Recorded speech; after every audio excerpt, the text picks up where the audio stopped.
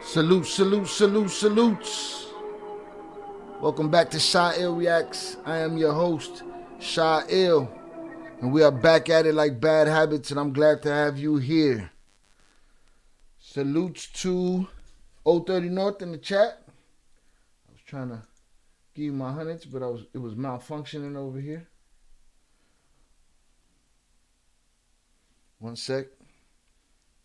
We got shit happening. There's shit happening. There's always shit happening around here. For those that don't know, even when you think shit ain't happening, it's happening. Right there.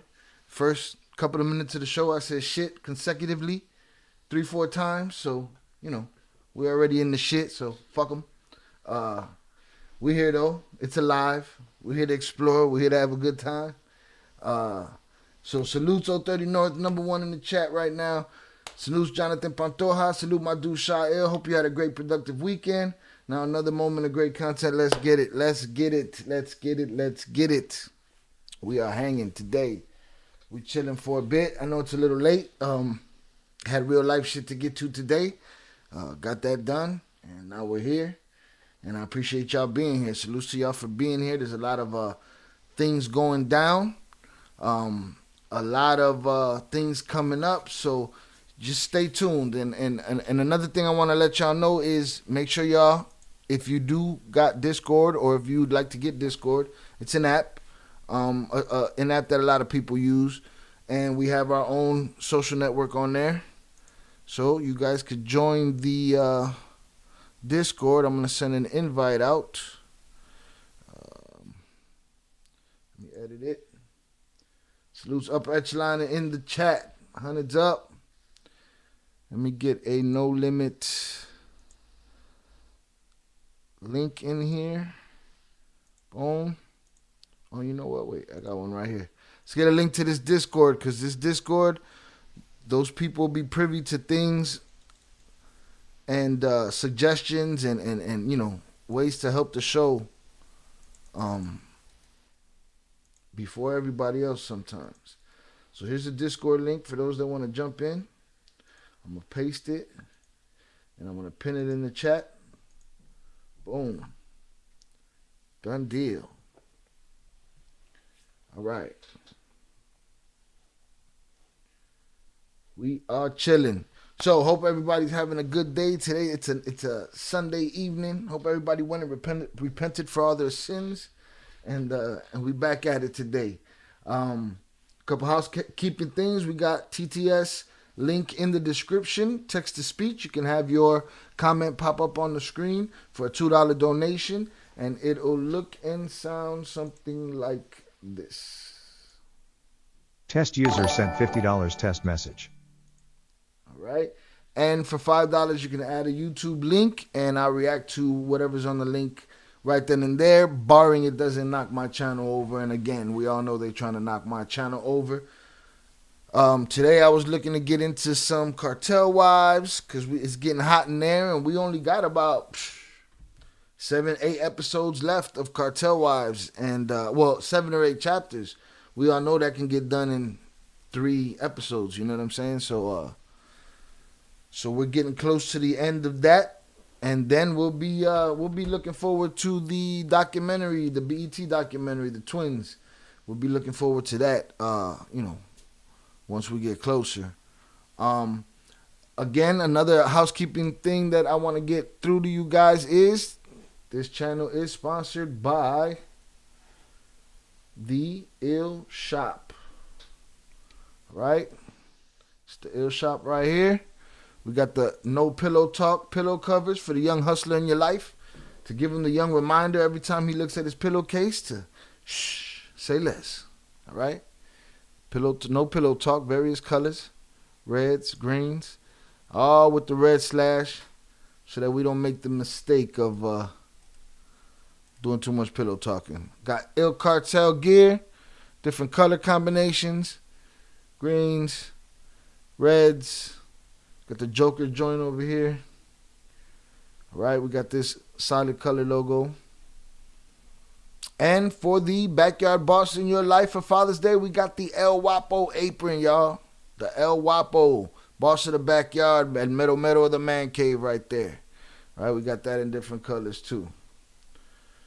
We definitely got some in there for the ladies. I'll pop those up real quick. Boom, we got different color El Wapo merch in here. For the ladies, we got these pink color combinations. And there's a whole lot more designs and stuff that we could get in here. But we'll have ladies versions of everything. Bow. So we doing our thing. Let's see what we got in the chat. You have to do something for the ladies. Got something in there for the ladies. Upper Echelon loves BBLs, so we can get something for the BBLs in there. Salutes JP the Ghost. Salutations, brother, to you. Glad you're here. Jonathan Pantoja thinks I'm wild. I'm a little bit wild, a little crazy. I think this right here, though, this is a public service announcement. That right there, this might save a life. Right here. So, yeah, so as well, I'll get that link in the chat as well. And I think we should be done with the housekeeping from there. Of course, we got the super thanks, super chat, all of that good stuff. We haven't moved to Patreon yet. We will be moving the stuff that we cannot publish on YouTube to Patreon because YouTube's a pain in the ass. Sometimes. Most times. We're hoping for a revolution. We'll see what happens. Again, brought you in with some music. Y'all can check that out. My account on Discord, it is, I sent the invitation. If you click right here, it should take you directly to it. But it's called Shy Ill's Reaction Channel. That's what the Discord room is called. Boom. Right? So we got that on and popping. Let me put the link to the shop in here. And then we'll get it popping. Salutes to Upper Echelon. Music's hot. Appreciate it, sir. Boom. There is the ill shop link, y'all. Right there. And again, the best way you guys can help this channel is hitting that like button, subscribing, hitting the notification bell, all that good stuff, and going into these other playlists and giving some love to these other videos, because there's a lot of videos in here that the algorithm does not put on your radar. And there's a bunch of good stuff in there. So I'm going to link these, drop these in there as well. I feel like having a Voodoo Ranger. Voodoo Ranger is not a sponsor of the show, but more than welcome to sponsor the show. 9.7% alcohol by volume. All right, there we go. We dropped those links in the chat, so those are up there too. And that looks like the housekeeping is done. The housekeeping is done. Let me do a quick search. Make sure we're not missing something. What do y'all think about those Kansas City Chief guys, those fans that ended up in the backyard? What happened over there? Buddy went ghost on everybody for 3 days, huh? Answered the door for the police in his drawers with an empty wine glass. People be stupid. All right, let's put this search in here. Make sure we're not missing nothing.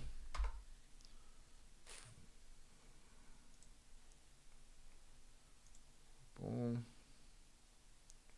And it looks like we're good to move on. So last week on Cartel Wives, it got to the point of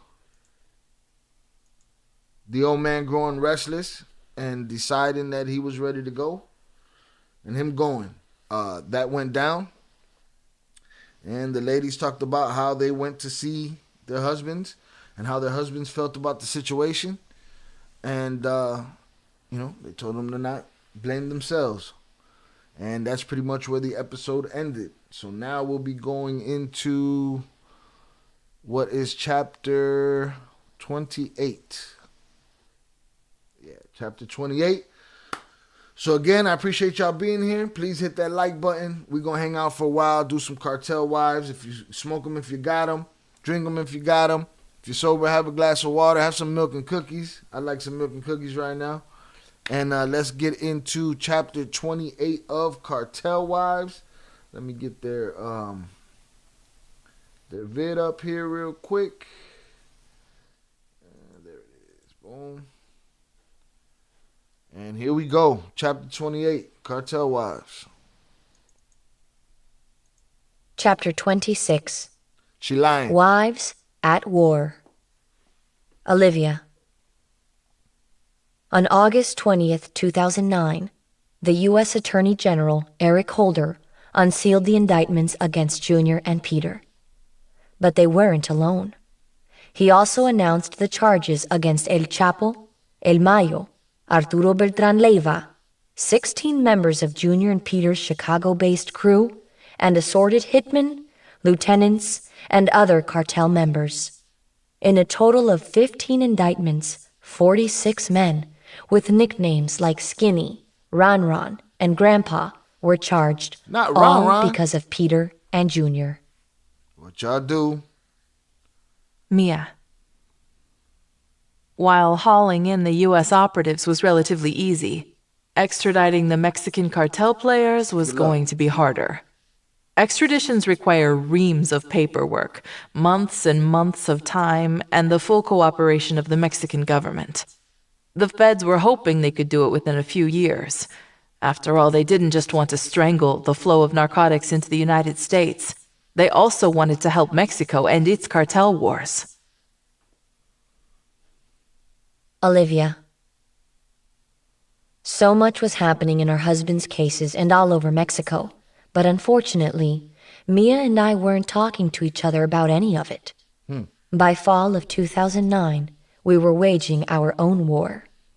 Both of us were unhappy, and neither of us knew how to deal with our husbands not being with us. So we took it out on each other, and for the stupidest of reasons. I'd stayed friends with Peter's ex, Angela, who was the mother of his older daughter, Sophia. Whenever I was in Chicago, I'd drop by her house, visit, and check on Sophia. That'll do it. Brandon was close to his cousin, and so was I. I'd been around her since she was born, and I looked at her like a daughter. Mia knew I still talked to Angela, and it was uncomfortable for her. She probably didn't want Angela to know certain things, or she didn't want me letting anyone else muddy the waters. No Or pillow maybe talk. she No pillow talk. That's it right there. She's hinting to it. No pillow imagined I was confiding in her, breaking our circle of trust. Mia. In a lot of Latin families, you leave your exes in the past. That goes for your husband's ex-girlfriend, too. We're not accustomed to seeing blended families with exes, and bad feelings and harsh words are common, even expected. And when you break up with someone, your family is supposed to cut them off. That's the way I was raised, and it's the reason I was upset with Olivia. As a woman and a wife, I felt betrayed that she was still talking with Peter's ex. When we made the decision to change our lives, we made it as a family, and I felt as if she abandoned me at my Oh, my bad. most vulnerable time. When I love someone, I love them hard, and I never turn my back on them. I worried that our sisterhood wasn't good enough, and that we were going to have to live this crazy life without each other. Olivia. Y'all wasn't supposed to be talking to nobody at that point anyway. Y'all was hot. Y'all supposed to be locked in the crib watching Golden Girls. None of this shit. Arguing over who's talking to who. At such a sensitive point in our lives, we should have been there for each other, like sisters. So I couldn't understand why Mia was letting something like this come between us. I thought she was being so controlling. Junior and I would talk all the time about what was going on. She's younger than me and she's just being immature, I'd say to him. I just hope you work it out soon, he'd answer. Junior had never had a hard time letting me know when I was wrong, and vice versa. That's part of why we made such a good team. But since he'd been locked up, the last thing he wanted to do was fight with me. He stayed quiet and sided with me. It started coming between him and Peter. They'd always seen eye to eye, were always on the same page. But when it came to us, they'd do anything to make us happy. It got so bad that when Mia and I would visit our husbands in Kansas, We'd sit on opposite sides of the visiting area. The room was tiny too, like 10 feet by 12 feet, and we wouldn't even say hi to each other. Benjamin would toddle over to Bella to try to play with her, but it still didn't break the ice.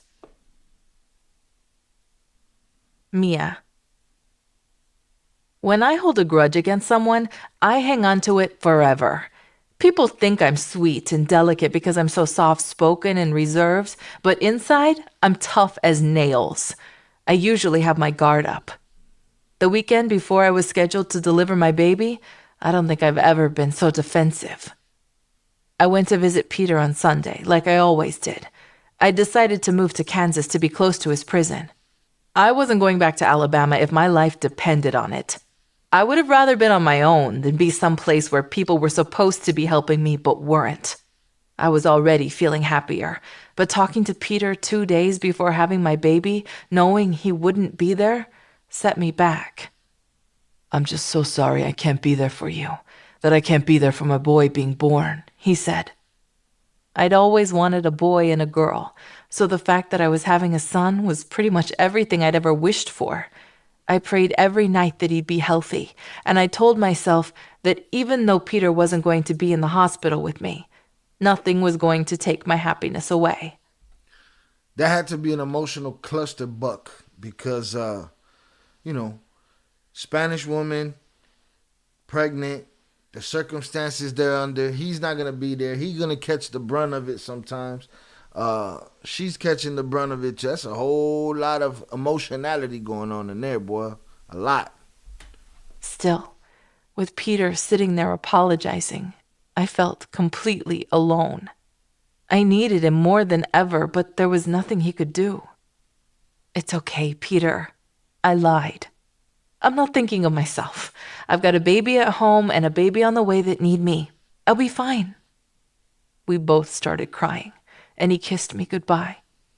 Then Olivia walked into the room with Brandon and Benjamin. Olivia.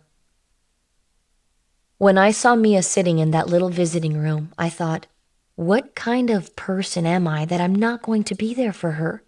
She's having a baby alone, for God's sake. I started to walk toward her, but she refused to look at me, and I backed off. We sat on opposite sides of the room all afternoon, the tension between us growing minute by minute. When I left and got in my car, I didn't feel relieved to be away from such an uncomfortable situation. In fact, I felt guiltier than ever. So I picked up the phone and called her, and much to my surprise, she answered.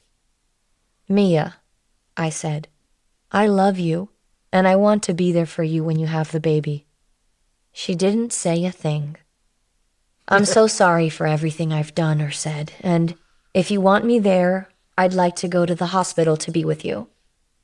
There was more silence, but I wasn't giving up. "I'm sorry I wasn't there for you during your pregnancy. I can't imagine how hard this has been for you, and I'm truly sorry for everything you're going through. I know Peter can't be there for you, and I know that I'm the closest thing that you have to him, so I genuinely want to go." I kept on. "I'd like to go to the hospital and be there for the birth of my nephew. Please let me. Please." The awkward silence.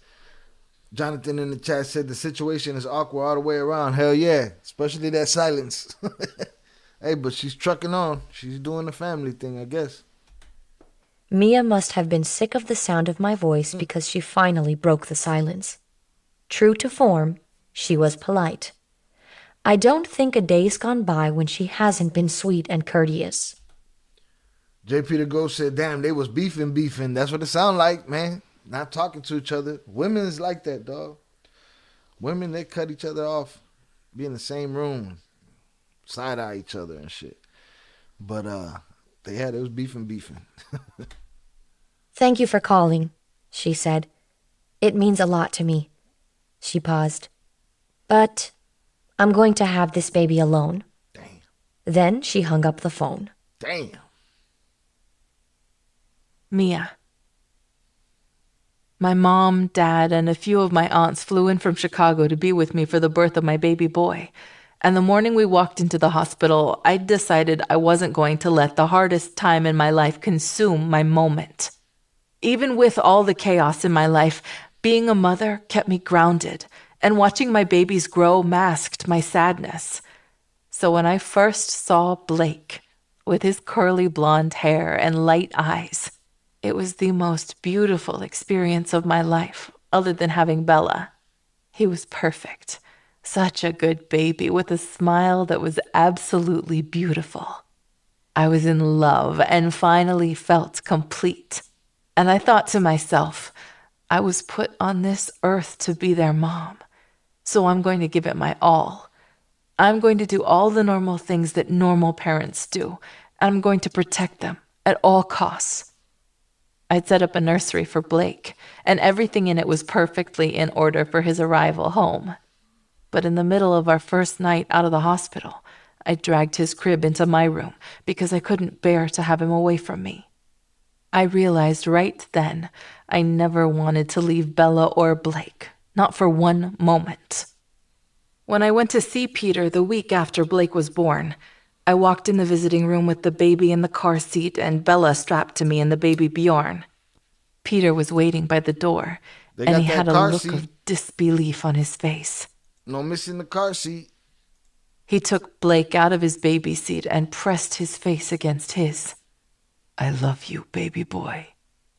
From that moment on, they had a connection no one could break. Olivia. I was feeling so guilty about Mia. I kept wishing I'd seen things her way and had honored her wishes. Not respecting Mia's feelings had tarnished our sisterhood. Even though I hadn't been trying to be malicious, I'd caused her heartache, and I regretted that. Worse, since Blake had been born, I hadn't even spent time with him. I'd just seen him across the visiting room, bundled up in his little car seat like a tiny angel, melting all our hearts. I hated not picking him up, and I hated that I hadn't even congratulated Mia. Just by her look alone, I knew she didn't want me near her or my baby nephew. But I couldn't stop thinking, Now that's beefing right there. I don't even want you near the baby type shit. Beefing. Jonathan said if they make a movie about this book, I don't think they've captured what the book is putting out. Man, it's no easy task, but this story tells itself. I believe it could be done, and I believe the time for it is primed right now because all of these shows are based around all of this stuff, and this is a big side of the story that nobody knows yet through a scripted show. You know what I'm saying? Because out there is Narcos Mexico, El Chapo, last night, Griselda, all of this stuff, it's primed. It's primed for a seasonal series that just, because this story tells itself, man. Between this and what you hear in Surviving El Chapo and the stuff that you haven't heard from them publicly, story tells itself. she and I are going through something no one else in the world understands, yet we can't work out our problems together? I was determined to make it right. Unfortunately, with her refusing to talk to me, I just didn't know how. Then, in March 2010, something terrible happened that forced her to make the first move. Mia. In the federal unit where Junior and Pete were housed, officials turned on the phones at 6 a.m. One morning in March, the sun wasn't even up when my cell started ringing. It was Peter, and he was frantic. "They've taken Junior away," he said. I'd been half asleep when I answered, but hearing Peter's words made me jump out of bed. "Where?" I asked. "I have no idea, but they just took him and not both of us." I wanted to calm him down, but I was scared shitless. Peter kept talking, his voice shaking. "We both woke up in the middle of the night to the sound of trucks. We could see them out our cell window, 10 Suburbans with their brights on. This crowd of U.S. Marshals came into our cell and just took him. I kept shouting at them, 'Where are you taking him?' But they wouldn't say. 'Is he coming back?' They acted like he would be, but I know he's not." Peter and Junior had rarely been apart since the day they were born. Especially in prison, they were each other's support system, the only thing that made the days bearable. I was devastated, probably as much as he was, and I knew Olivia would be crushed. When I hung up with Peter, I called her immediately. Olivia. It was good to hear Mia's voice, and while it wasn't too warm or friendly, it was clear she was about to tell me something important. Peter told me they took Junior out of prison last night, she said. I practically jumped out of my skin. What do you mean? Where is he? I panicked. Peter doesn't know where he's gone. No one would tell him anything. We talked for a few more minutes. Then I hung up and tried to figure out what to do. I was totally torn into pieces, not knowing what was going on with my husband, desperate for answers. I might be naive, but I think they was going to separate them anyway. I think that was just going to be part of the protocol regardless. Regardless of what happened, they was going to find a way to get them apart. They was done giving them preferential treatment, and that's what they thought that was. You know what I'm saying? That's what the feds thought that was. And I lay down on the floor in a ball and cried my eyes out. I was so worried about Junior being alone. He and Peter had never really been apart, and they needed each other now more than ever. I found out a few days later the U.S. Marshals had transferred Junior to the New York Metropolitan Correctional Center. They'd locked down the airport, placed him on a private plane, like the one in the movie Con Air, and when it landed, the feds shut down a tunnel into Manhattan so they could drive him solo to the MCC. I knew that given the money and manpower it took to move him, he'd be at the MCC for a long time. Mia. The reason for the move was because of a mix-up. In Kansas, Peter had decided to show the whole world how much he loved me by putting up 2 enormous billboards near the highway exit we took on visiting days. In big, bold type, the first said, "Marrying you was a dream come true." And the second read, "I love you today, tomorrow, and forever. Your grateful husband." They didn't have any photos or my name on them, but Peter told me they were for me. And I thought it was just the cutest thing. It topped almost anything romantic he'd ever done. The feds didn't feel the same. We're not sure why they were so angry, but apparently that kind of gesture was against their rules. Unfortunately, they didn't ask Peter or Junior. They just assumed that Junior was behind the billboards. They were furious and decided to transfer him. By the time they realized they'd punished the wrong brother, it was too late. The Bureau of Prisons was so upset by the mistake that they decided never again to house them together. And now, they even have a rule that identical twins can't be in the same facility. Bro, how stupid are humans, man?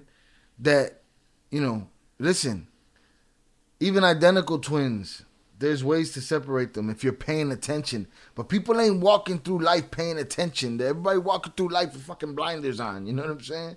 If you're a system as big as the prison system, and you can't handle, having a set of twins on your floor, like, I don't understand what you people are doing. You can't pronounce names, and you call everybody else fucking stupid. You know what I'm saying? You can't pronounce names. You can't differentiate between two human beings and their paperwork and their numbers and all of these systems that you got in play. You can't figure out which is which. Like, what the fuck is wrong with y'all?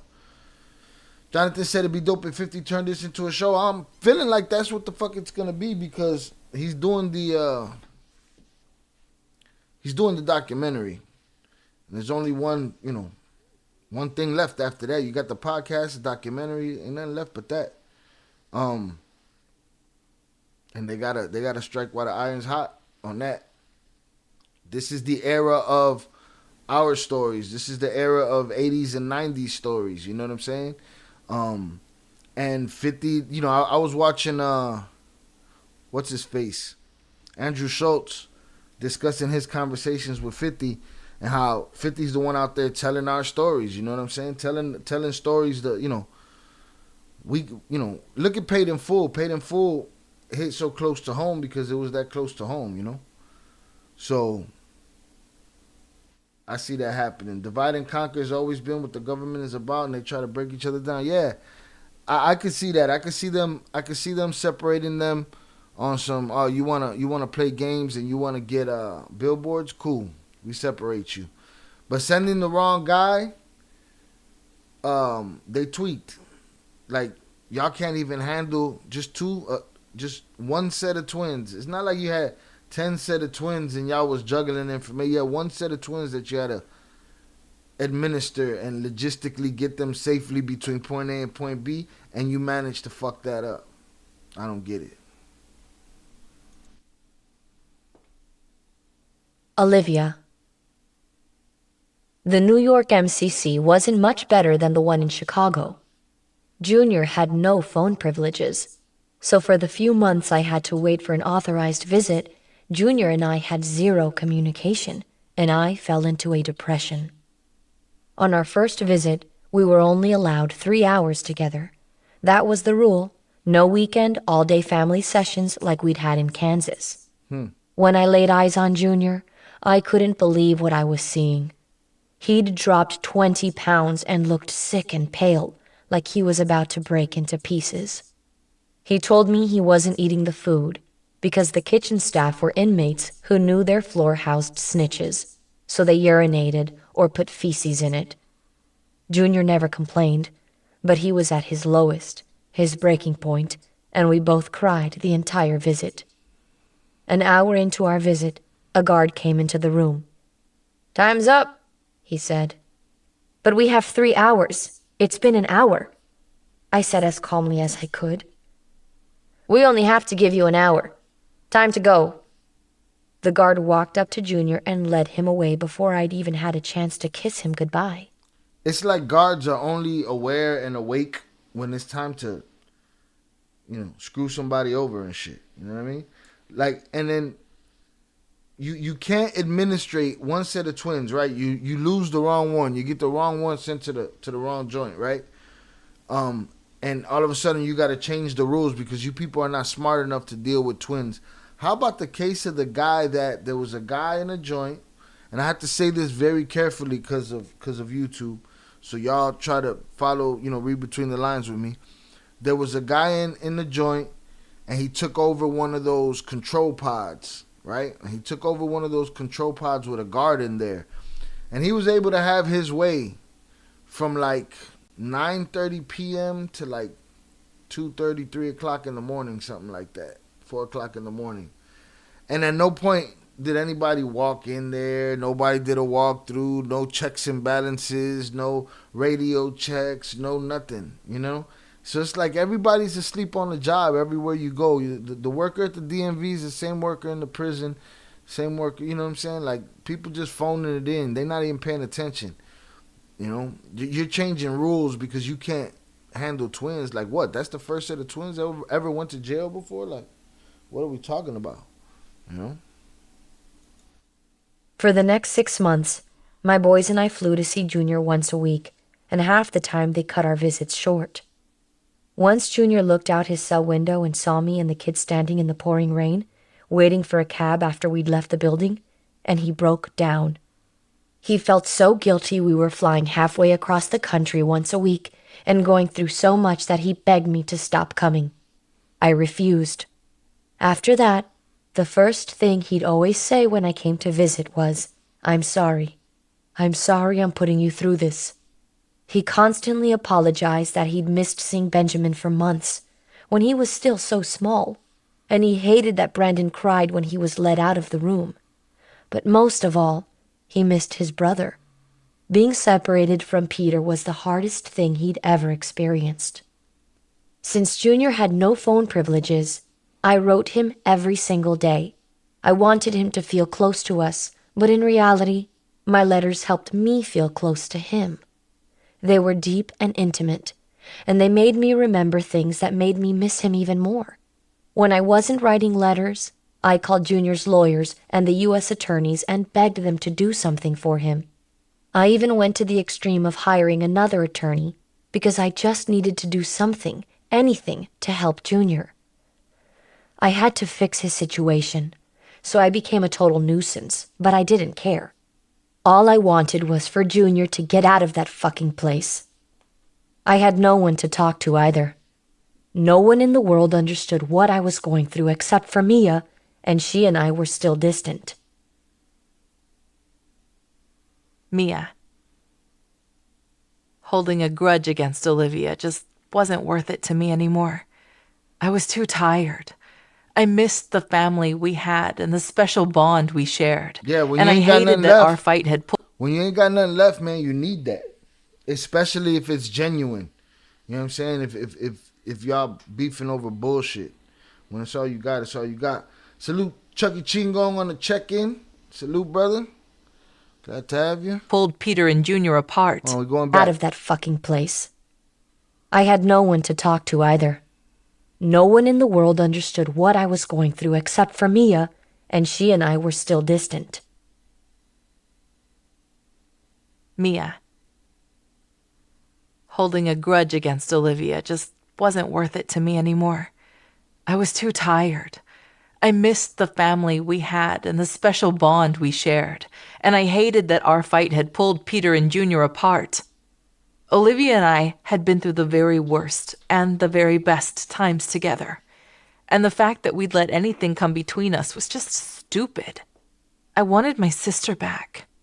And when she called one day, several months into Junior's time at the New York MCC, I almost jumped for joy. Olivia. She answered my call on the first ring, and I started talking a mile a minute. I was never trying to hurt you, but I know I did, and I'm sorry. Mia, I want to make things right. Please find it in your heart to forgive me. I realize that if I don't give in to your feelings, things are never going to be okay. Okay? So please, know I value our friendship more than anything. Not to mention that Junior and Peter need each other. And we're the only ones that can keep them close. We all need each other. Stop, Mia said. I forgive you. Let's put this behind us and move on. She stopped her after 10 sentences and shit. And come between us was just stupid. Oh, shit. Forgive me. I realize that if I don't give in to your feelings, things are never going to be okay. Okay? So please, know I value our friendship more than anything. Not to mention that Junior and Peter need each other. And we're the only ones that can keep them close. We all need each other. Stop, Mia said. I forgive you. Let's put this behind us and move on. I've missed you. I've missed you so much. When we hung up the phone a few minutes later, we were both sobbing. Mia. I just had to let it go. I did what I had to do, and for one of the first times in my life, I didn't do it for Peter. I did it for myself and for Olivia. Olivia. It took time, but we mended our friendship. Finally, I had my sister back. And thank God I did, because things were about to get crazy for both of us again. Chapter 27. All right. That was chapter 28. Hundreds in the chat. If we continuing on and going forward, please, y'all, hit the like button. Thank you for being here. Y'all let me know in the chat. Hundreds up if we going forward. You know I'm easy, man. Nice little 100 in there, and we on our way.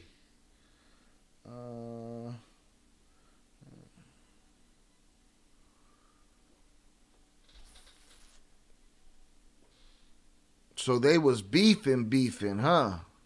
She said, I'm going to have this baby by myself. Good. Straight. Salutes. What else? The deals got done. The names got on the paper. People got arrested. And then the extradition process for the rest of them started. Let's see how far that goes. That's it. That's all it took was 100 from Jonathan to keep us moving. Let's go on to this next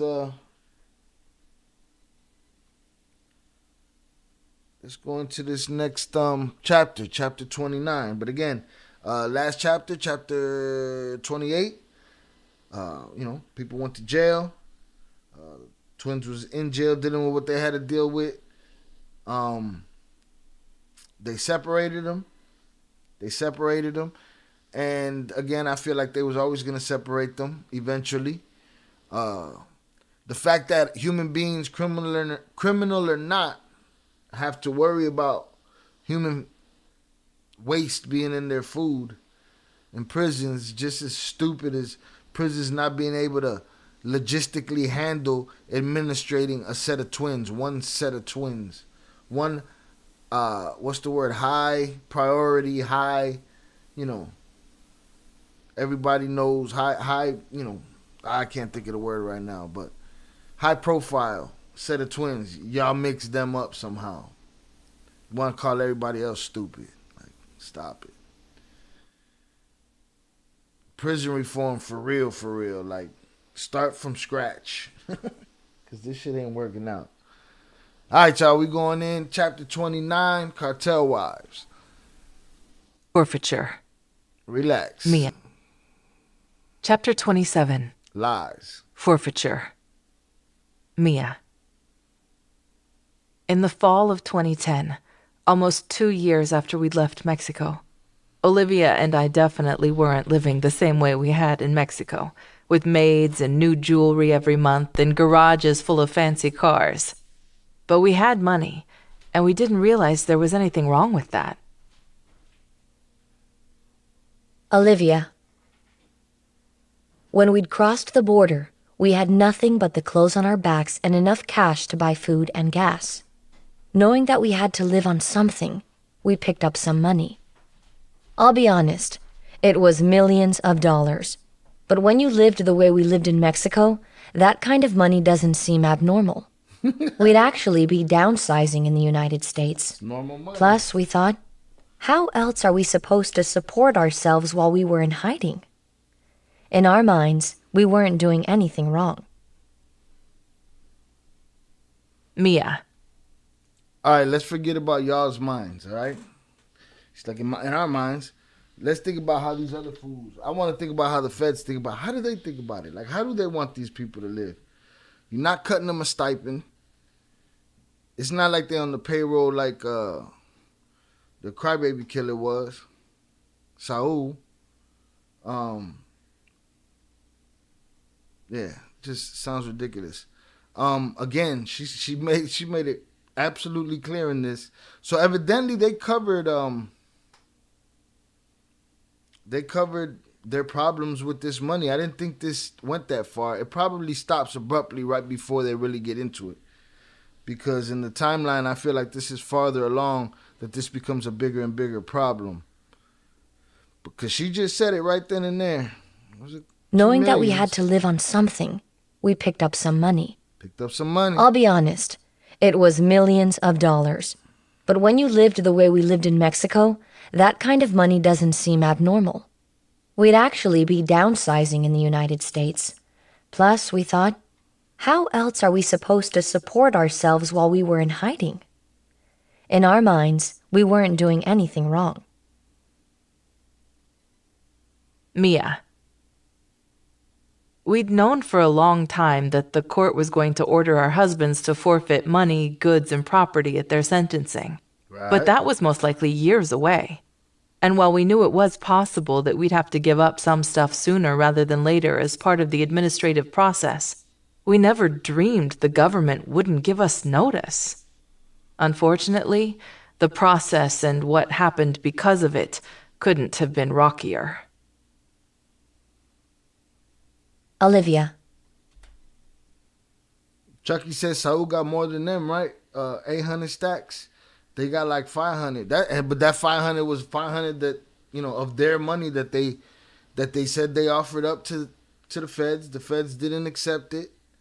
So they just lived off of it. But Buddy got cut checks. He's on a payroll slip. Paga. They paid him out. Sent him to the check cashing joint every day. Jonathan said, how they supposed to do witness protection but can't handle them in what's supposed to be a controlled environment while serving time. Remember, the ladies opted out of the witness protection at that point, from my understanding. They still have things that they have to do per the courts. If the court says y'all got to give me this much money, they got to give them that much money. If the court say they got to come in and do this, they got to come in and do that. I'm sure, you know what I mean? But as far as them being their responsibility, they weren't. They weren't. But I guess they expected them to take their ass to Burger King and get a job. You know? Or you suffer the you know, what might happen. Because imagine if the girls would have started hustling right then and there and got popped off. They was on their own at that point. So probably is the answer, go get a fucking Burger King job. It's crazy. That wasn't happening. Boy, go dig up a bag. We going shopping. We need some shit. One morning in September 2010, I'd just dropped off Brandon at preschool. Benjamin was in the back seat in his car seat, and I kept looking in the rearview mirror like I always did. Suddenly, I noticed something didn't seem right. I just switched lanes, and the pickup truck behind me had put on his turn signal and edged in right behind me. My normal route home was taking the main street in town, but I instead got on the expressway.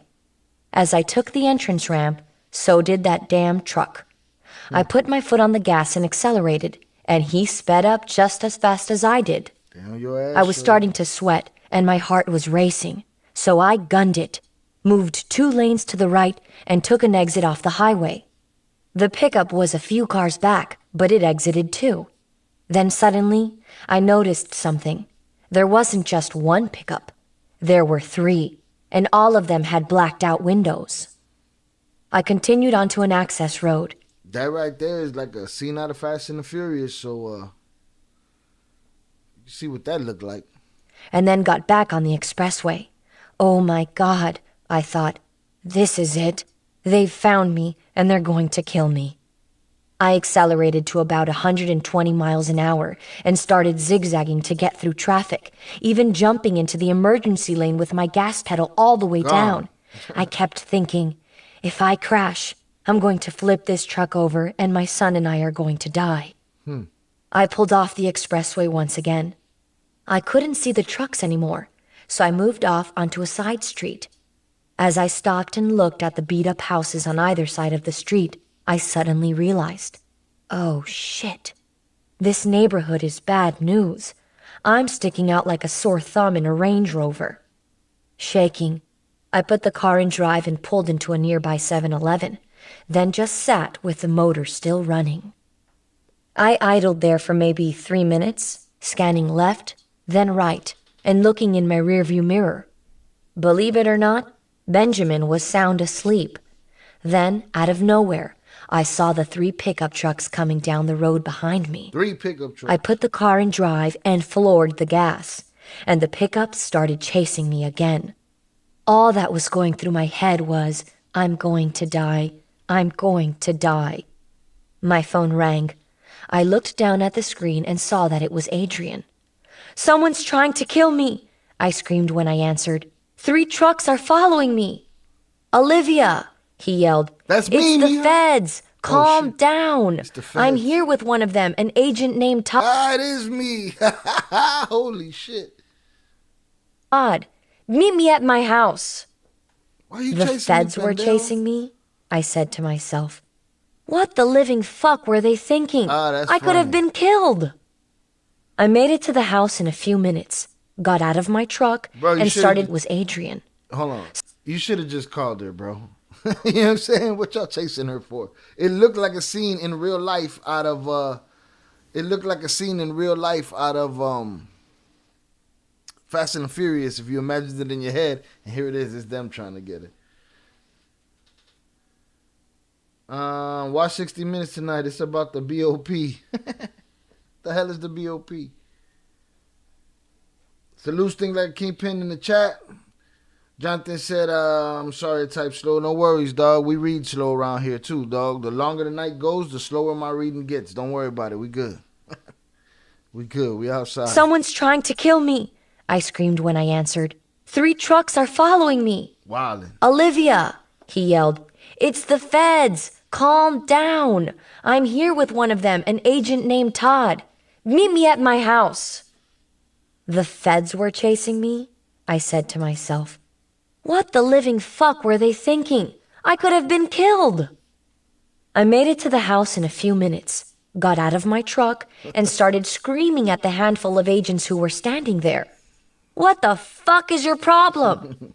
How could you do this to me and my son? We both could have been killed. I could have flipped my truck. We're here hiding, and you're going to come and expose my family like this? People here have no idea who I really am, but when they see a bunch of DEA agents, you can imagine what they're going to think. I'm fucked. Please, calm down, Relax. one agent said. My name is Todd, and I just need to ask you some questions. Ain't you, Todd? I was still livid. My husband is the one cooperating, so I have no idea what you want with me. I'm not talking to you unless I speak with a lawyer first. I pulled out my phone and called Junior's new attorney, David. He didn't answer, so I called Joe, and again, got no answer. Later on, I found out that both attorneys were at Peter and Junior's prisons meeting with them while the feds decided to ambush us. When I finally heard back from David, he explained the discussions the feds, Junior, and Peter had had separately.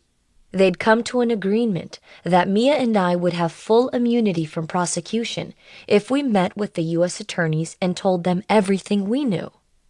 So you mean Junior knew about the feds coming and didn't call me? I asked. No, he explained. He had no idea they'd be coming after you. That's how great communication was. It was time for me to speak to the feds, yet I'd gotten no notice, apparently, and the only way to tell me was to chase me off the road. Facts. Mia. The feds hadn't done a great job of tracking me down either. First, they'd gone to my house in Kansas and discovered I wasn't there. Then, thinking I might be visiting Chicago, they'd traveled to my parents' place. Realizing I wasn't there, they called Joe. He'd been meeting with Peter, so he called me. I'm about to hop on a flight back to Chicago, he said. Meet me at the airport immediately. Okay, I'll be right there, I said, and then got in my car. You're going to get called into a meeting with the feds, he said when I got to him.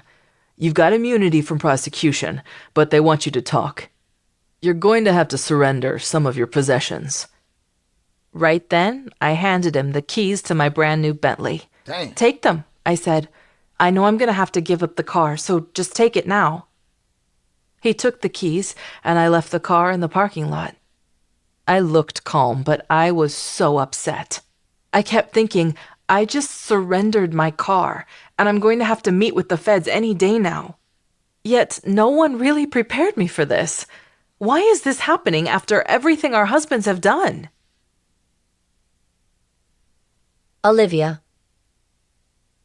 At the end of 2010, Adrian, Mia, and I flew to Chicago. On separate days, each of us went to the U.S. Attorney's office. When I walked in, there was a whole panel of DEA agents, Tom, and Assistant U.S. Attorney Mike Ferreira. I looked at them sitting there, and fear shot through me. All I could think was, oh my God, I know I've got immunity, but what if I say something wrong? Then I realized what I had to do.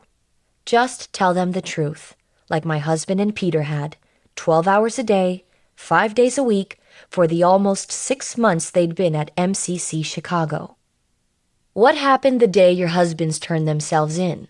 One of the feds asked me after I sat down and got situated.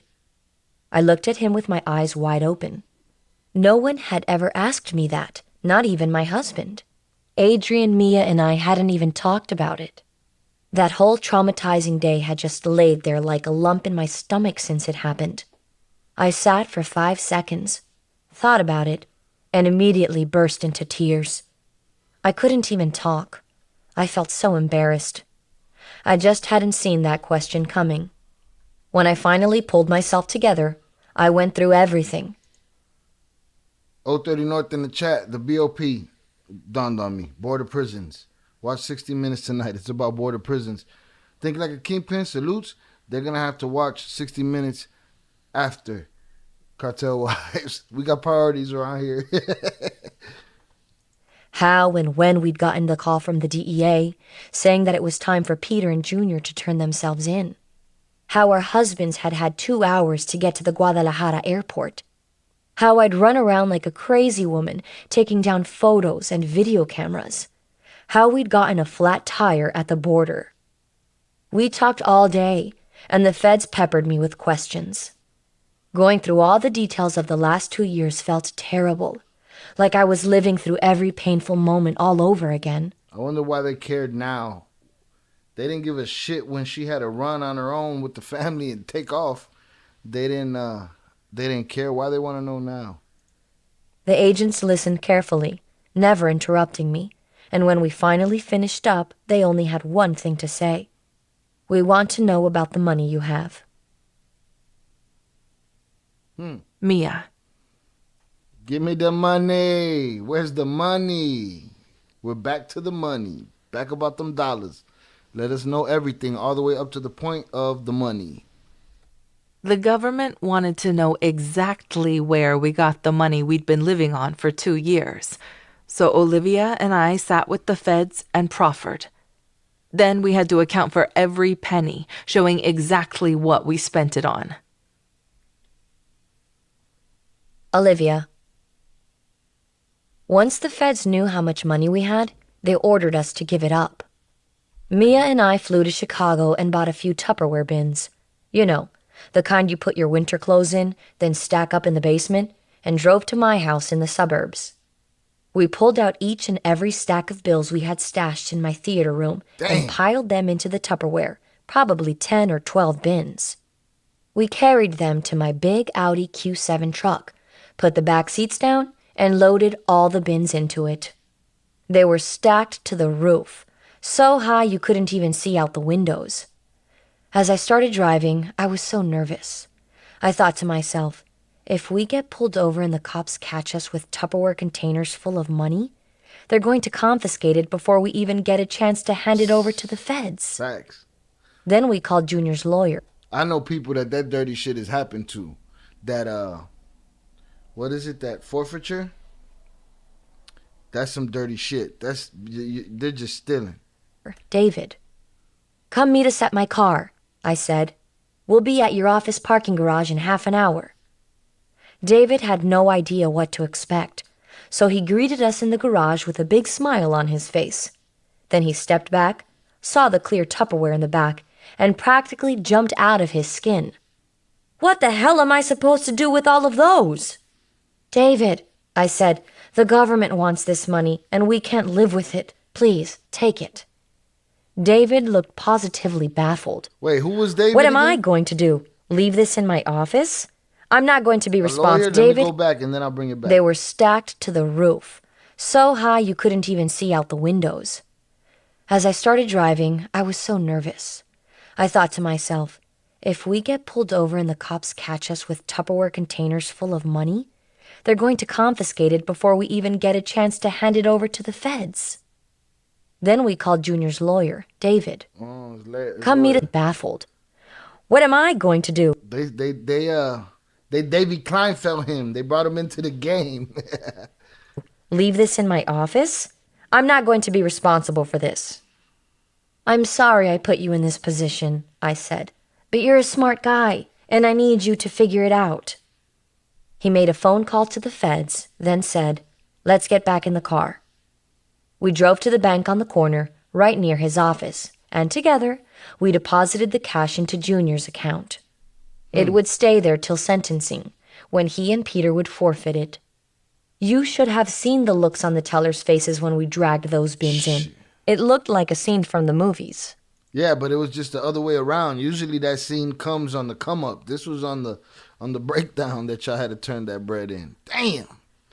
In the chat, 030 North said I would have never told them about my money. Man, how many options though did they have? What'd you do? You bury the bread? Jonathan said there'd be discrepancies by the time the money got to the feds on some telephone game shit. Right. I'd make 100 stops on the way there. Stop at everywhere. I'm shopping. It's crazy. Crazy. But it's like they can see it. As soon as they see you shining, it's a wrap. Where you get that at? Salutes. I know y'all see me texting. Not all the way distracted, but I'm a little distracted. But y'all know when I get distracted, good things happen on this channel. So just keep that in mind. Except for that one moment, the whole episode was frustrating. But pretty soon, I came to understand that the feds had just been doing their jobs. They had to do a thorough investigation, and they had to follow procedure. Even though my husband and brother-in-law might have been the most important cooperators in U.S. history, that didn't mean they or we got free passes or any type of special privileges. Mia. Chucky Chingon said, bury that bread, pull out minimum. Right. Live a very quiet, small income lifestyle and dig up that bread. Don't let it rot. I'm sure they'll figure that. They figure that out. Gotta figure that out. Can't let it rot. Go bad on you. Almost immediately, Olivia and I actually felt great. We wanted to start a new life and have a clean slate, and that meant getting rid of everything. We needed to clear out all that dirty money and fancy stuff that had come from a criminal past. A part of us had been living in La La Land with me driving around in a Bentley like it was just the way life was. It was time to fall off the cloud nine we'd been on in Mexico and accept reality. You can't not stand out in a Bentley. It's my shit. Like, you're gonna stand out. And yeah, it's cool. You want to feel cool. It's gonna be nice. But everybody's looking. Boom. That's the end of 29 right there. Where we at? We've been here an hour. I'd say, who's down to keep going? Hundreds up in the chat. I bear questions for you all. If you had questions that you could ask Jay and Peter Flores, if you had questions that you could ask Val, what would you ask? If you had questions that you could ask them, what would you ask? And let me see some hundreds in the chat, and we'll keep going on to this next episode. Get one more episode in before we go. One more chapter. Chapter 30. Come on. Gotti War shirt on.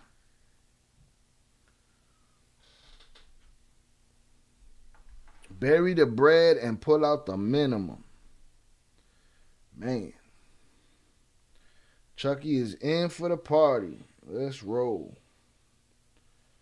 Let's roll. We're going to keep it moving. Bury the bread and pull out the minimum. Gotta hide that bread from the wolves. Because the wolves see you shining. They just as bad as the feds. They all cut from the same wolf cloth. You know what I mean? So in that episode, feds been looking for the money. All of a sudden, they're interested in what the ladies did on their way back to the United States from Mexico when it all went down and the feds came. During those texts right there, there was a little something that I missed in there, which was the... I'm trying to remember what it was. I try to make a mental note of it. But I know I missed something in there. But they come looking for the money. They come asking all these questions. Oh, the part where they say your husband knew and didn't tell you that the feds was coming for him. Because remember, they got out of there with no plan. So I missed that little part, but trust me, the text was worth it. 030 North, put it in frozen bags, buried inside PVC pipes. Nice. PVC with the caps on. It's a lot of bread. It's a lot of bread. I know Nip and them spoiled a lot of money like that. Nip buried some money and spoiled it. But again, the feds are looking for that money, and they had to put it in giant Tupperware and drag it to the bank and get it tossed in his account, where it'll be frozen, not in bags and buried in PVC pipe, but frozen in the financial system until the case was over and the feds siphoned all of that bread out of there, all of those numbers. Who knows what they did with it? All of that evil, dark money, all of that bad money. Come on, man. They loved it. They all got their kickbacks. Everybody got paid. Right? Again, as we're going through this next episode, throw me questions in the chat. Make sure you join the Discord. Make sure you click them other links and go to them playlists right there. Hit the like button. Hit the subscribe button.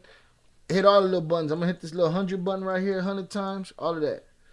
Jonathan in the chat said, I remember seeing a Facebook video of a Chicago ganguero who was wrongfully convicted and got paid a large sum of money by Chicago. He was riding around in a hood in an expensive whip. He was wrongfully convicted. Oh, I know who you're talking about. That might be another crazy, dumbass story to get into right there. But I think I know who you're talking about.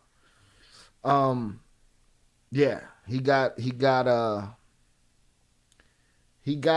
a nice settlement and then he tricked himself off the street. Yeah, on video, you can see the video's out there. Jonathan said then he shot a supposed rival in broad daylight. Yeah, he shot his boy, he shot his friend, and tricked himself off the street. But who knows, he might got another second chance. Who knows what's happening out there. That's a crazy story. That story goes very, very deep. Again, Cartel Wives, that was chapter 29. We're moving on to chapter 30. But during this episode, I implore you, everybody got a lot to say. Everybody's always in the comments. Everybody got something to say.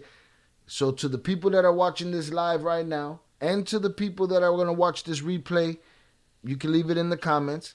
But if you had any questions that you can ask the twins directly, what would they be? Holla at your boy. Let me know. Here we go. Cartel Wives, chapter 30. Chapter 28. She lying. Arrests. Olivia. When Junior and Peter began cooperating, they started a chain reaction of indictments against the entire North American drug trafficking network. Early on, the dozens of players hauled in through raids on their stash houses and warehouses were low-level workers, mainly dealers and wholesalers. But by the end of 2009, the domino effect was in full force, and U.S. attorneys were reeling in bigger and bigger fish across the country. Mia. The indictments weighed on Peter and Junior. And the whole time they were proffering, they tried to convince some of their associates and workers to turn themselves in. Peter told me that while the prosecutor and DEA agents were sitting right next to him listening in, he would practically beg his associates to cooperate. He'd say, "You're about to get caught, but you can save yourself. We can help you." He didn't want them to go to jail because he genuinely cared about them and their families, and he knew they might face life sentences. But many refused. They were arrested and charged to the full extent of the law. Unfortunately, that wasn't the worst that happened to many of them. All right, how y'all feel about that? Did y'all catch that? That throughout the proffer, throughout the time that they were setting people up and putting people on papers, putting their workers on papers, according to this, they were begging their friends to testify. It's over. It's going down. We're testifying. Now's your chance to look out for you.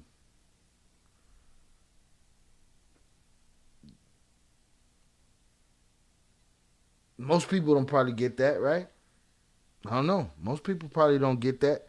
You get the call from the buddy that's bringing down the whole operation, telling you, listen, jump ship, bro. Jump ship and do it now. You're not hurting me. You're hurting you by not doing it. But again, who are they testifying on? You know what I mean? I want to hear that again.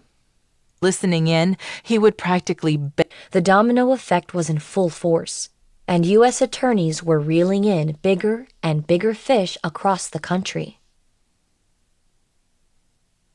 Mia. The indictments weighed on Peter and Junior, and the whole time they were proffering, they tried to convince some of their associates and workers to turn themselves in. Peter told me that while the prosecutor and DEA agents were sitting right next to him listening in, he would practically beg his associates to cooperate. He'd say, "You're about to get caught, but you can save yourself. We can help you." He didn't want them to go to jail because he genuinely cared about them and their families, and he knew they might face life sentences. But many refused.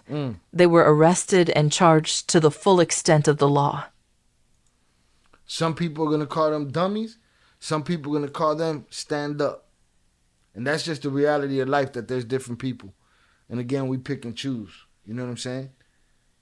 Some people say that half of them wish that they had done it.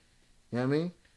But how many times do you get the opportunity to hear the dude, ratting you out, telling you got a shot? Take this shot. Listen, there's people out there that use the name of the dead and say they put crimes on the dead, and some people are against that. So again, it's subjective. Subjective. Whichever one is the one that ain't sure. Subjective, I believe. And everybody's gonna look at it a different way. At the end of the day, this is just somebody that turned state's evidence, trying to get somebody else to turn state's evidence. Could it have helped them? Yeah. They were going to probably, the ones that were going to talk, probably were going to talk anyway. And the ones that weren't, probably weren't going to talk anyway. You know what I'm saying? The ones that didn't probably weren't going to talk anyway. Everybody made their decision. It is what it is. Unfortunately, that wasn't the worst that happened to many of them. In December 2010, Kylie Murray, a close friend and associate of Peter and Junior's, was shot to death while he was out on bond. Chucky said, "I'd ask how it feels to be normal. Do they miss la buena vida, as we say it, like Henry Hill at the end of Goodfellas? They give me macaroni noodles and ketchup." Chucky said, "Sometimes you can't. If you got blood ties, you got to take the bullet." Facts. Yep. And that's something that some people are going to live and die by, period, point blank. 030 North said, I'm just not down on telling all my friends or anybody I did the crime. I do the time. Or telling on all my friends or anybody I did the crime, I do the time. Why take somebody with you? I don't know. I'm just different. Yeah, I agree. And a lot of people would agree with you. That, I do the crime, I do the time. I'm not gonna save myself drowning somebody else. You'll get that sentiment from a lot of people. And then you get the ones that say, "Man, put it on the dead guy." Then you get the ones that say, "Look, let's work this deal out within ourselves and we'll figure it out." And but it was never gonna be them just give up Chapo and the United States government save their family. It wasn't gonna be that easy. That's a fact. Kylie had always lived large. He had a 6-bedroom, 6-bath mini mansion, and he knew they might face life sentences. But many refused. They were arrested and charged to the full extent of the law. Unfortunately, that wasn't the worst that happened to many of them. In December 2010, Kylie Murray, a close friend and associate of Peter and Junior's, was shot to death while he was out on bond. Kylie had always lived large. He had a 6-bedroom, 6-bath mini mansion about 150 miles west of Chicago, and his neighbors assumed he was a former NFL player when he moved in. In reality, he was helping Peter and Junior traffic drugs throughout Chicago, and he was eventually charged with conspiring to distribute cocaine and heroin. In this business, people will murder you out of fear you might snitch, and we assumed that was the case with Kylie. I was the one who told Peter, and he took it so badly. "Remember the first time you met him?" he asked me. "Yeah, he was such a good friend to you and your brother. He lived like a celebrity. They didn't call him Hollywood for nothing. I was planning to ask his forgiveness next time I saw him. I wanted to say I was sorry and tell him I loved him. Now I'll never have that chance. The whole time my husband was waiting for his plea agreement. From 2009 on, it was just like that. One arrest right after the other. Someone would be caught, and it would lie heavy in his heart. I'd be there to pick him up, but I knew he'd never fully shake off his guilt. You gotta own that. You gotta keep that pain. That's yours. Chucky Chigon said that's the Cali dude who they said worked with BMF. Yes. His name has popped up many a time. Also popped up in the time that they was moving that money around, that DC money, with the whole Jerome Finnegan situation. Olivia. But at the end of the day, their cooperation gave us protection. Just look at what happened with Sergio Gomez. Mia. If you can believe it, Sergio was still out to get us. Peter and Junior had a longtime courier named Gordo, who was like a brother to them. In the period of time my husband and brother-in-law were trying to convince him to turn himself in, Gordo heard through a friend that Sergio was looking for Olivia because he wanted to kidnap her. Because Gordo had always been... That Sal does not quit, bro. Buddy does not quit. You know of him? Was he a local celebrity? Listen, man, I met so many people that I might not have ran with him on a regular, but I most likely shook the man's hand or ran into each other a couple of times. Like, people be telling me about shit that I was there and I don't even remember. Like, I move a lot of shit through my mind. But I'm sure it's a possibility that we ran into each other around that time. Been close to our family. He didn't want he is mentioned in many circles. Many circles mention that guy. Anything to happen to her, so he decided to cooperate and told the feds about Sergio's plot. Sergio's Olivia. wild. Saul bum ass. Officials couldn't arrest Sergio right away, though. In order to do so, they had to set him up. Peter and Junior came up with a plan. Mia. The idea was for Gordo to start bad-mouthing Peter and Junior, then tell Sergio that he knew where my husband and brother-in-law had stashed 600 kilos. He knew that Sergio wouldn't be able to resist getting his hands on it. Thirsty. So he tried to convince the DEA that this was the perfect way to nab Sergio. It took a long time, but the feds finally went for it, and Gordo was willing to help out. Sure enough, on April 9th, 2009, Sergio took the bait. The DEA filled up a blue cargo van with bricks of fake cocaine, parked it in front of a suburban Chicago warehouse, and had Gordo call Sergio's associate and tell him the address.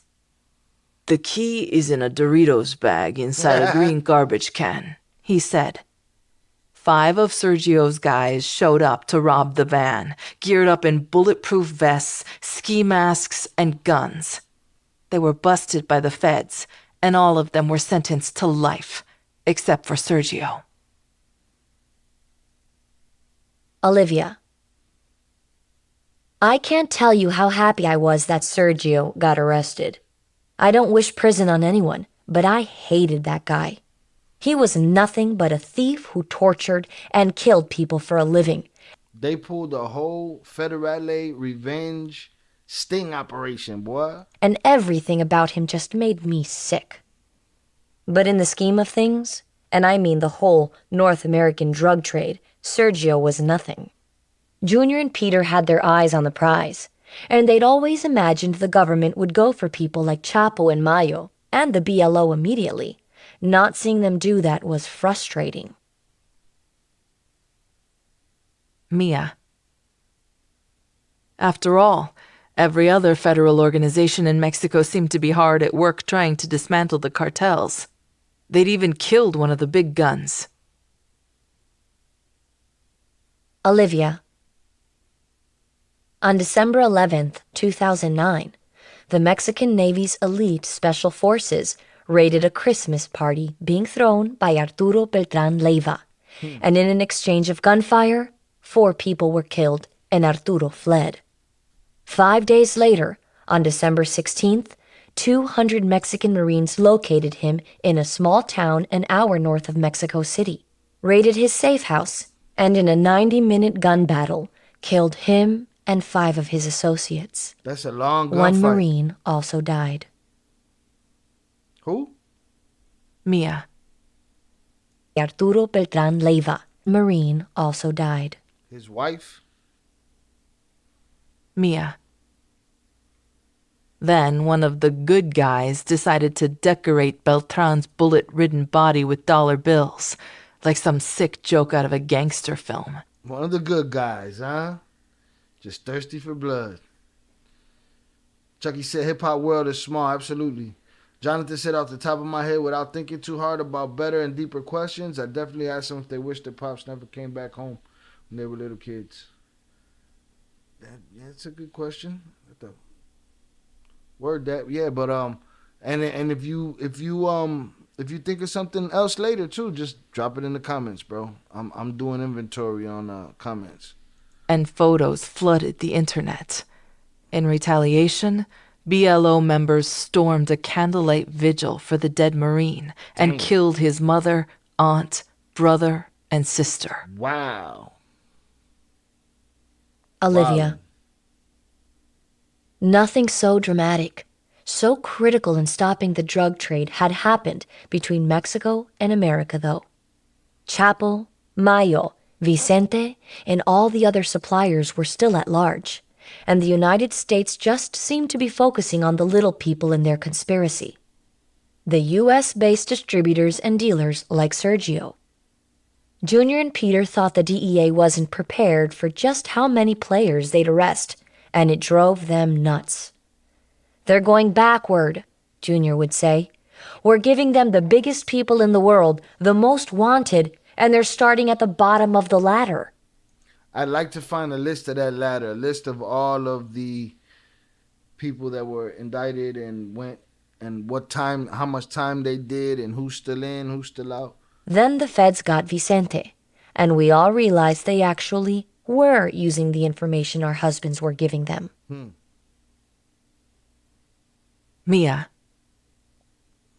Vicente was arrested in Mexico City on March 19, 2009, and charged with trafficking over $1 billion worth of cocaine and heroin. Peter and Junior signed his extradition papers, and the most significant cartel member the United States had ever captured was transported to Chicago in February 2010. Olivia. Vicente had never been your average drug lord. While most narco juniors drive around in Lambos, Ferraris, and Maseratis and dress themselves in designer clothes, red bottoms, and iced-out jewelry, Vicente seemed humble. He wasn't looking for everyone to cater to him. Instead, he was serious about his business. And that's why he'd become number 3 in the Sinaloa cartel. Junior got along with Vicente and talked to him pretty regularly. Vicente was charming and sophisticated almost all the time, but on occasion, he displayed these really strange quirks. One of them was that he liked to blow shit up. Once, Junior went to visit Chapo in the mountains. Vicente was there, surrounded by a crowd of guys in military gear. It wasn't any big thing for cartel bosses to have militia with them, but Vicente liked to be around men with hand grenades and AK-47s just a little bit more than most people. This time was no different. Vicente turned to Junior and said, "Hey, look at that truck over there." He pointed toward a brand new pickup truck with dealer plates and shiny leather seats. "That's a nice truck," said Junior. "It is," answered Vicente. "But watch this." Vicente motioned for one of his guys, who then walked over with a rocket launcher in his hand. "Ready, aim, fire!" Vicente yelled. Then Junior heard a huge boom and jumped back as the truck burst into flames. I guess blowing shit up was just Vicente's thing. Mia. Vicente was one of the last cartel members Junior caught on tape, so we figured that was why the feds jumped on his case faster than everyone else's. Maybe the Fresh. trail of evidence was shorter, or possibly it was because Vicente was already feeding the US government information about rival cartels. Who knows? Snitching like How many of those guys that these guys put on these papers didn't have their own operation that they were running on the other end that they didn't know about? You know what I'm saying? Who knows? that wouldn't have been unusual, in fact. It's believed that the Sinaloa cartel became so powerful because they would rather rat out other cartels' members in an attempt to dismantle their organizations. It's crazy. Olivia. Because of Vicente's position and all that our husbands had on him, Junior and Peter were going to have to testify against him. Well, before the trial date, Vicente hired a dream team of lawyers from New York City, who argued that the U.S. government promised Vicente immunity in exchange for intel while he was in Mexico. In their minds, and his too, he had carte blanche as long as he was feeding the government info. Mia. As Vicente's trial approached in 2012, Junior and Peter's faces were plastered all over TV because they were the biggest witnesses against him, and his was one of the biggest drug cases ever to happen in a U.S. court of law. Unfortunately, the proceedings kept getting delayed again and again. Worried about the upcoming trial and the threats we'd been receiving, 8 DEA agents drove up to my house in blacked-out minivans, Chevy Tahoes, and a working van so that they could sweep my home for bugs and tracking devices. Jeez. They asked me to wait in the kitchen with my babies as they brought out these huge pieces of surveillance equipment that looked like something out of the movies. While they were sniffing around, I peeked out the window and saw 2 agents lying on plastic under my car, holding flashlights to search the undercarriage. When they were finished, they came inside and spoke to me. "You should look under your car once a week," they said. They hadn't found anything, but that didn't mean I never would. Unfortunately, Olivia had suffered something worse, and her whole life was about to be turned upside down. What happened? Olivia. Sergio Gomez was an orderly at the Chicago MCC while Vicente was being held there, awaiting trial. Sergio was allowed to move around freely, doing odd jobs around the center, and he befriended Vicente and gained his trust. At the time, Bruh, this Saul fool is still causing disruption from the joint? Damn, boy. Listen, when they say after the nuclear explosion, all that'll be left is the cockroaches, it'll be the cockroaches, and dude, this guy is like the perfect, silly, dumb villain that you'd find on a a horror comedy and shit, because this dude he just doesn't disappear. This fool is just everywhere, just plotting wherever he could plot in a little corner somewhere in a puddle. Luke Villada said, "Love your content, my guy. Salute to you. Appreciate you being here. Thank you, sir. Please hit the like button if you have yet to do so. We chilling." Again, we posed a question to everybody listening. If you had the opportunity to ask Jay or Peter Flores or Valerie or Viv or whoever a question, post your question. Let me see what that's about. my first husband, Leo, was imprisoned there too. Sergio knew I'd been married to Leo, so he cozied up to him, trying to get information from him about where my parents lived. This guy. He knew that Vicente wanted to kill Peter and Junior, so Sergio's brilliant plan was to sell this information to Vicente. He even went so far as to transfer $6,600 into Sergio's lawyer's account for it. Even though Leo snitched on me and sent me away to prison, I'm sure the last thing he wanted was to see the cartels kill me or my parents. So he told the feds everything. I'm pretty sure he benefited, but I was still appreciative. As a result, prosecutors ripped up Sergio's plea agreement for tampering with a federal witness. Bro. Sergio's now serving 40 years. That's where the crying came Unfortunately- from, remember? Remember when he was crying? Lou said the king of rats, Saul. Remember when he was crying? That's why he was crying. Because he tried to get A last ditch attempt to get at Val. A last ditch attempt to do his dirtiest. Straight menace. This dude is Ronnie from Kanan mixed with dude from BMF. I forget his name. Mixed with the white dude with the little hand from Scary Movie. You know what I'm saying? You put those together, you get Saul and shit. That's what that dude is. $6,600 into Sergio's lawyer's account for friend to Vicente and gained his trust. Plot. At the time, my first husband, Leo, was imprisoned there too. Sergio knew I'd been married to Leo, so he cozied up to him, trying to get information from him about where my parents lived. He knew that Vicente wanted to kill Peter and Junior, so Sergio's brilliant plan was to sell this information to Vicente. He even went so far as to transfer $6,600 into Sergio's lawyer's account for it. Even though Leo snitched on me and sent me away to prison, I'm sure the last thing he wanted was to see the cartels kill me or my parents. So he told the feds everything. I'm pretty sure he benefited, but I was still appreciative.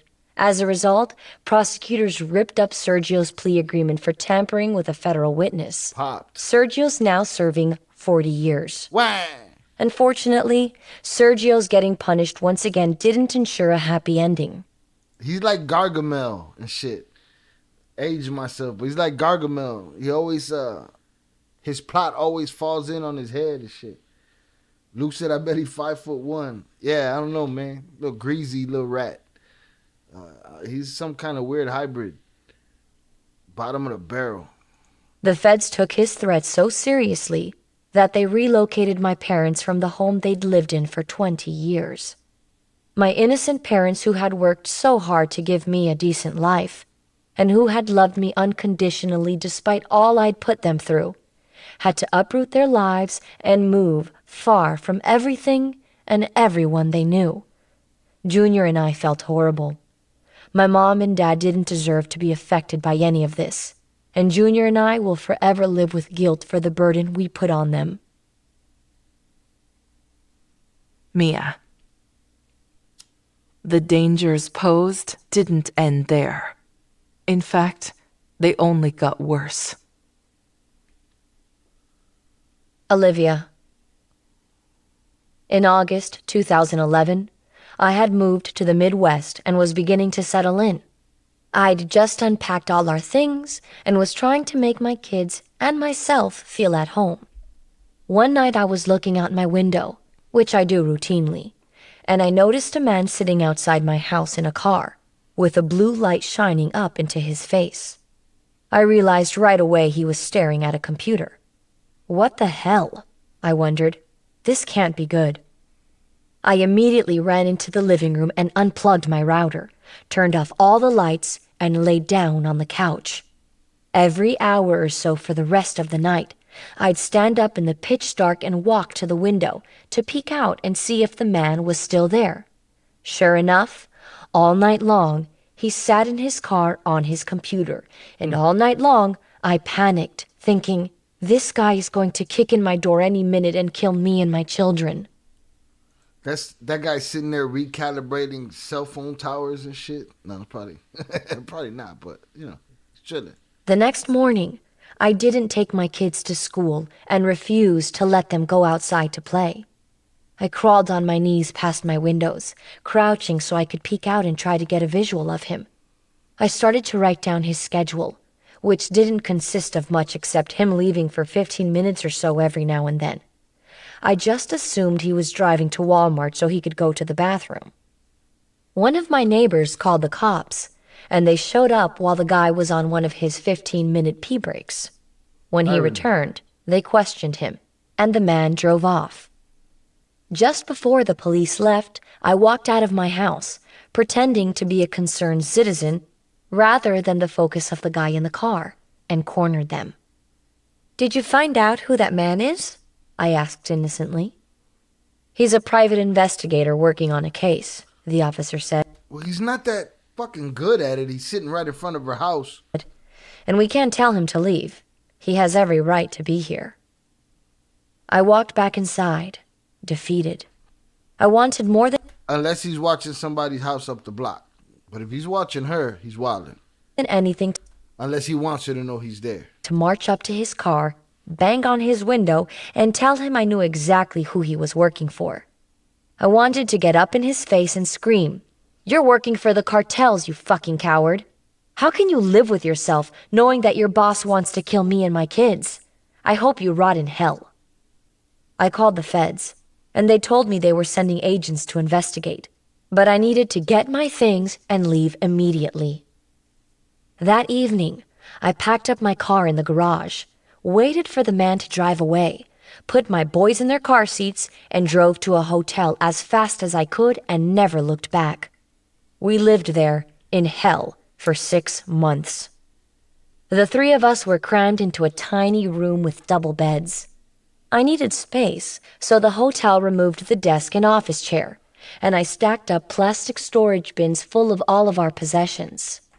One had teddy bears in it, another held toys, another had books, and the rest held clothes.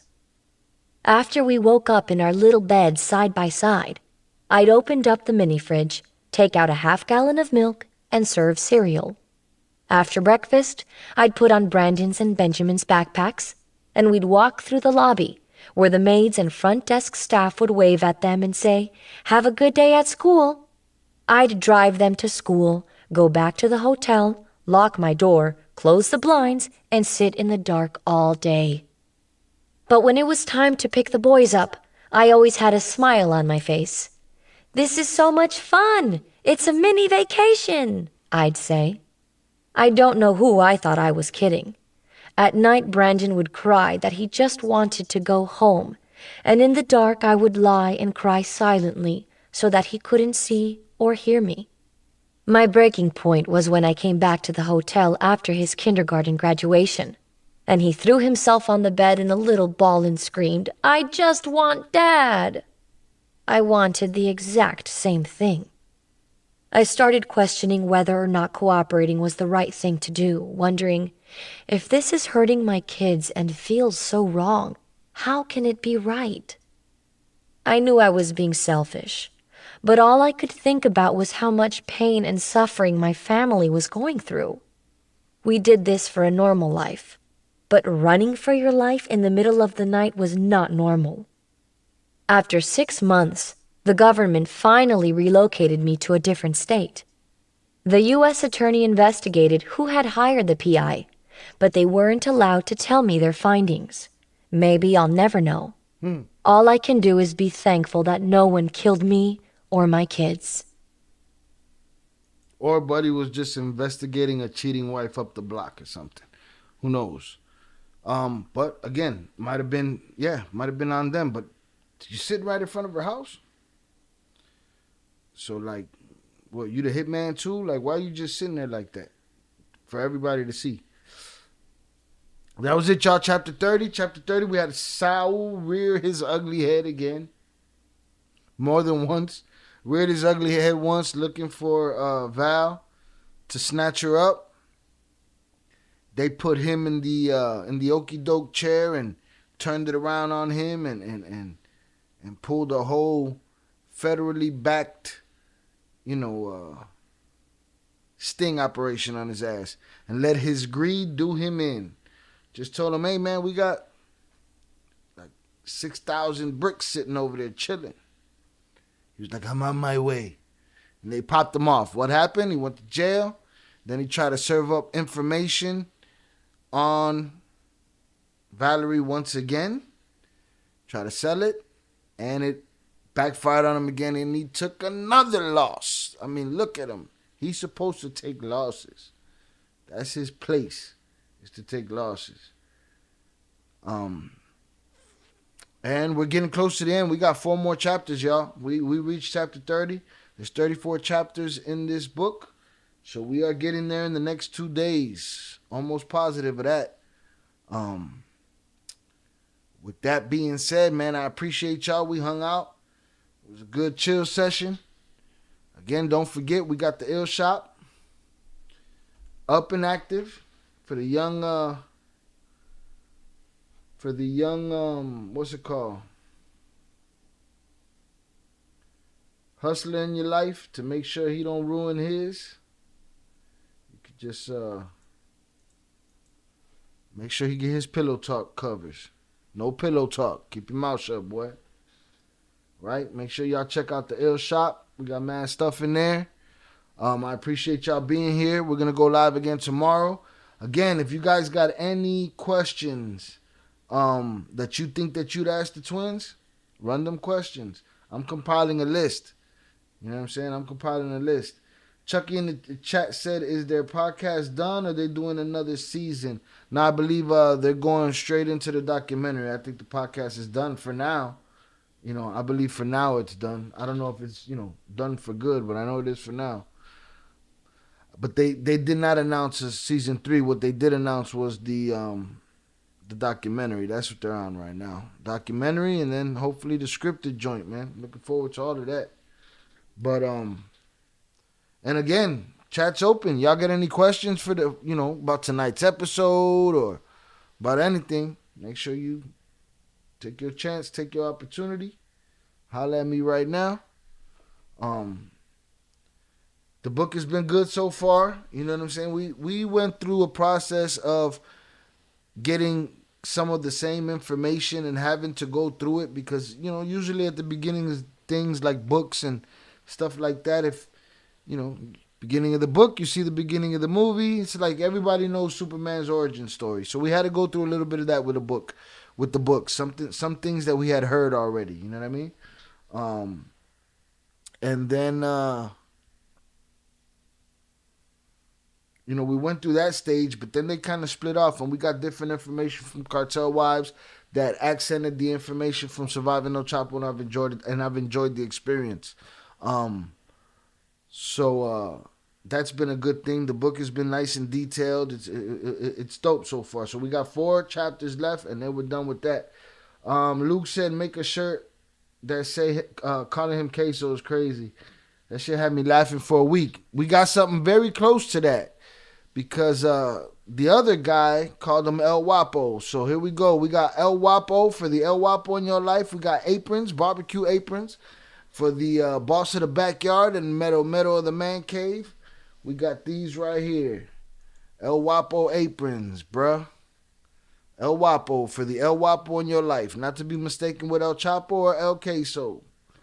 Right? Chucky Chingon said, tell him to let you play big bro. We all going to tell him that eventually. 030 North says, Saul is a woman beater probably. Oh, absolutely. Yeah, that guy victimized anybody he could victimize. He don't have a type. You know what I mean? Salutes with the hundreds, JP the Ghost. Hundreds from me over here. Again, everybody, if you scroll up in the live chat, you'll see a bunch of links. Take a look at them playlists. It'll definitely help the channel. But yeah, so we got our El Guapo merch right here. The queso stuff, I'll probably stay away from that because dude was bogus for that anyway. He act like he nobody. And then he say his name all foul and funky and shit. You know what I mean? Again, I appreciate everybody that came through, man. We had a good time tonight. We got 4 episodes left. Please stay tuned to these lives. I'm going to be teasing some things that's coming up. We got them text message action going on around here, so you know what that means. And I'm going to be unveiling some information in the coming days. So y'all stick with me. I'm trying to grow this channel and just keep moving forward. And that's it. Shout out Jonathan. He said another great day of content. Thank you for everything you do. Salute Shail. Salute to you, Jonathan. We was chilling. Appreciate you being here. Appreciate all of you being here. Please hit that like button. Again,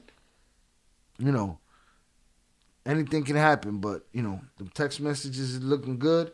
So I'll be working and dropping some videos. Got a lot of editing to do. We got episode 28, 29, and 30 that just need to be edited and put out again.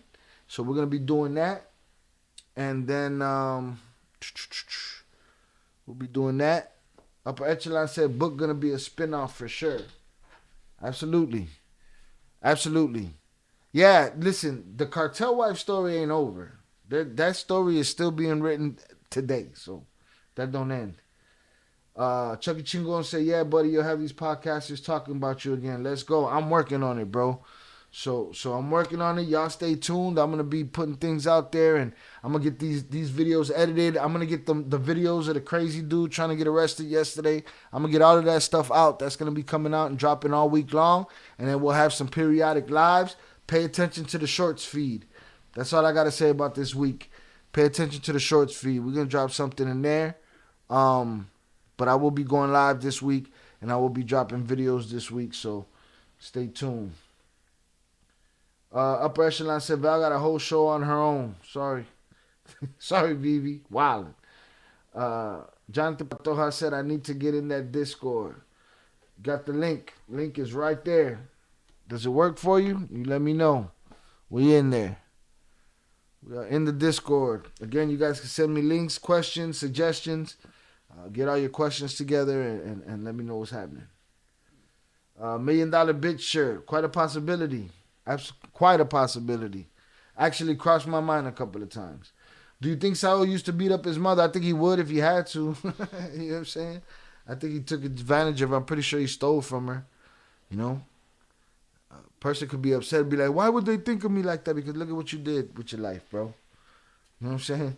You was the carjacker of all hustlers. All you did was steal shit. Luke, more truth came from here about the surviving El Chapo and Cartel wives. Wouldn't even go to see it if it was in theaters. Listen, you're going to miss out because I think it's going to be dope. I think this is a story that you got to do work to fuck up. You know what I'm saying? But again, you know, you're right. There's mad information. We got mad information in the last year just doing this show, information and clearing things up and just deducting things and figuring things out. So we did a lot of that.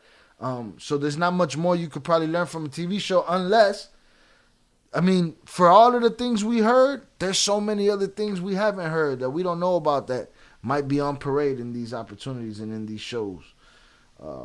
Think like a kingpin with the stern laugh in the chat. Chucky Chingon. You hear of El Pochis, the 13-year-old Sicario from San Diego who was putting out YouTube vids? No, I didn't, bro. Thank you for putting me up on game. I will be looking for El Pochis tonight. That's sad and disgusting and terrible and crazy and interesting all at the same time. That's a fact. But yeah, I definitely think so. Will smack his mom around. Let's see what else. Let's see if I can find some other music for tonight. Story of ballers in our area, the Narco Junior era. What's up with them? What's up with that? What just went? What was that recent? Just went down in the desert. Wasn't there like a whole shootout in the desert?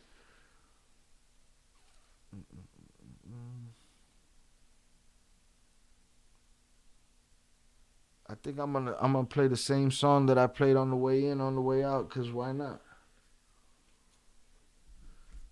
But yeah, I read something about something crazy going down in the desert. But again, you guys stay tuned, man. I'm putting the work in back here. We're gonna get it done. Jonathan said, "Do you believe Fat Joe saying they making a Kato movie? Do you think he deserves one? Do I think Fat Joe deserves to be able to make the movie, or do I think Kato deserves a movie? Do I believe Fat Joe? It's quite possible, but I just think like people say things to say things. You know what I'm saying? I feel like everybody goes on Drink Champs, and if they don't got a bombshell to drop, they don't, they got nothing to say. So listen, I'm a cynic, dog. I've been in the music business. I've been in the entertainment business my whole life. And it's a lot of promises and it's a lot of people talking, you know what I'm saying? And the doers are the doers at the end of the day. And the only person I see doing right now is Fifth. You know what I'm saying? As far as these hip-hop guys is going. So everybody could talk about it, but nobody's really doing it. You know? I tell you what, the ones that are doing it, they ain't talking about it, they're doing it. Put it that way. You know, that's somewhere that cliche fits. Fat Joe gonna play Kato in 50 show, then him doing one of his own. But wouldn't he be stepping on his own dick if he if he even if he played the character, I guess that'll make sense. Okay, I see what you're saying, like a spinoff.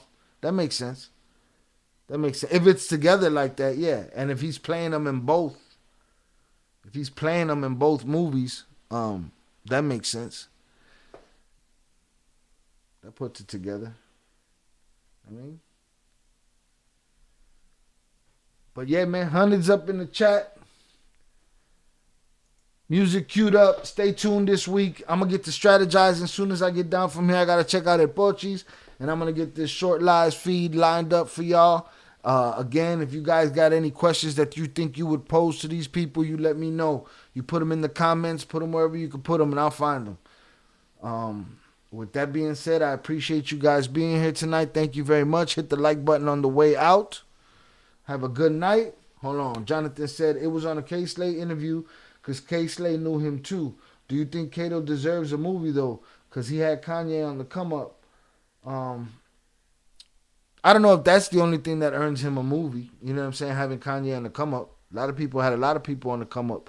Kanye ain't the only person that that he had around, and he wasn't the only person that was around Kanye. So, you know what I'm saying?